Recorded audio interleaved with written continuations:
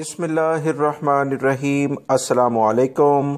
9 जनवरी 2021 के लिहाज से सऊदी वजारत सेहत की जानिब से वबाई मर्ज कोरोना की अहम तरीन प्रेस कॉन्फ्रेंस के ज़रिए तमाम अफराद को एक इतला शेयर कर दी गई है।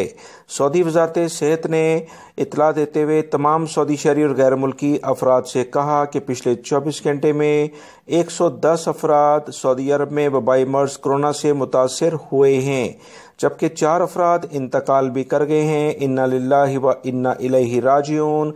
174 अफराद पिछले 24 घंटे में वबाई मर्ज कोरोना से सेहतयाब भी हुए हैं।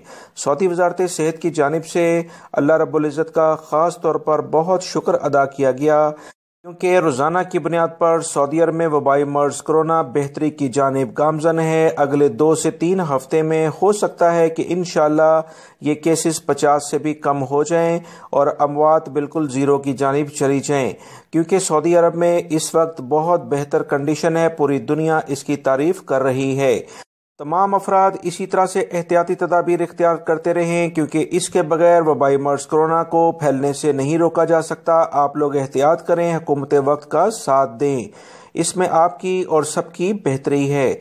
मजीद इतलात के मुताबिक रियाद रीजन में 40 अफराद पिछले 24 घंटे में मुतासर हुए हैं। मक्कातुल मुकर्रमा रीजन, जिसमें जद्दा भी शामिल है, 31 अफराद मुतासर हुए हैं।